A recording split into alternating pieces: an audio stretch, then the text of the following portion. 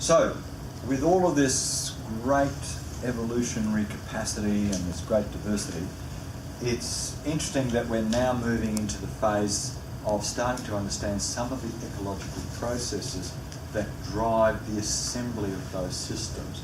And the more we look into this, and I use this example, this is Colin Yates, who's a wonderful ecologist who now works for DPOR, but when he was working with me, we did an assessment of a Jarrah tree in Kings Park. This is work that goes back a number of years, but it still holds true. If ever you get asked what's the value of an urban remnant tree, well, this will tell you. A mature Jarrah in Kings Park supports 83 species, 65 genera and 38 families of native animals. Many of those are invertebrates, but it shows you essentially got a condominium. It's a high-rise of activity. And why is this important? Because if you look at something such as these Thynnine wasps, these are all the sexually deceived male wasps that operate on our orchids in the southwest. And it might be an obscure example, but you're actually sitting in a biodiversity hotspot for sexual deception in the southwest. For plants, that is. And these wasps, they're parasitoid wasps. They lay their eggs in I've got a little life cycle showing them. They lay their eggs on a Scarab beetle larvae, but they rely on their carbohydrate reserves on open-flowered Myrtaceae, like Jarrah and Marri and all of those groups that have big open-faced flowers. You get rid of those large elements and you start affecting simple things like the orchid pollinator network begins to collapse. And just to refresh your memory, if you haven't seen the process, this is some great work that's been done with colleagues at the Australian National University, where we're identifying the pheromones that are released. So this is a hammer orchid.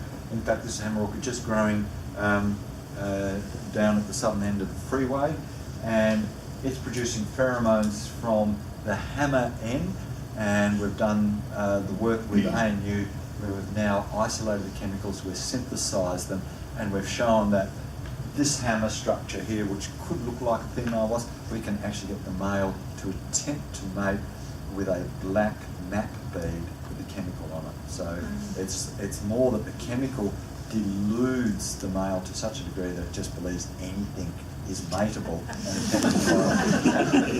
So what we've got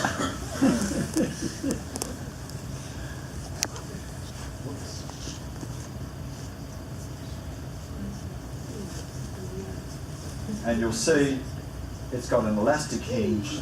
The wasp does this, and it's this perfect positioning of the pollen with the wasp.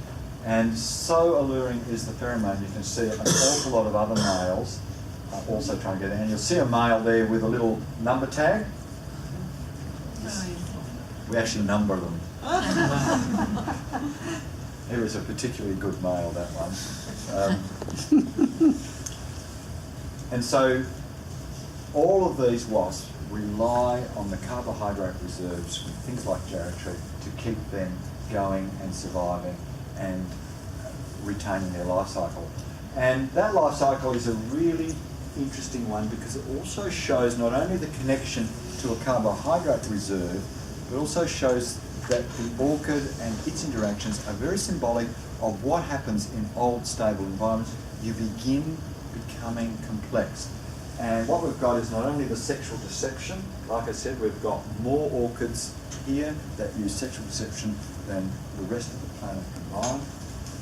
But the orchid itself, we now know, and it's a bit hard to see down here, but this orchid uses a special fungus, and all the hammer orchids use their own fungus for germination. Although it's got a green leaf, that's for making carbohydrate, making photosynthesis, through photosynthesis, but it gets all of its nutrients via a fungus that gets it from the organic materials in the soil. And if you put the fungus with the seed, which is dust-like, you get this spontaneous germination. And that halo of white material you can see there is in fact the de facto root system of those baby orchids. Then connected through to what we're now piecing together is the life cycle of the wasp, and things become more complicated. There's our token member of the eucalypts. the male wasp takes his flightless female for a nectar feed because she needs the carbohydrates to be able to dig down the 20 to 30 centimetres to find the scarab beetle larvae, on which she then lays her single egg. She then digs her way back up. She'll do this about 3 to 6 times, laying that amount of time before she actually begins to fall to pieces, because they get all their protein resources from that scarab beetle larvae where they were born, and they only have carbohydrates. And so for about their 6-week flying period, this is all that they are built to do, is to reproduce, and the orchids have learned in that 6-week period overlap your flowering time, and you have a very effective pollinator. Now this is highly specialised, and you think, gee, this is all going to fail, but it works well in stable environments. It works well that we know that the scarab beetle larvae only works on the root system, decaying root system of certain native plants, because they're always here. We know that the wasps are perfectly comfortable getting their nectar resources because it always has been.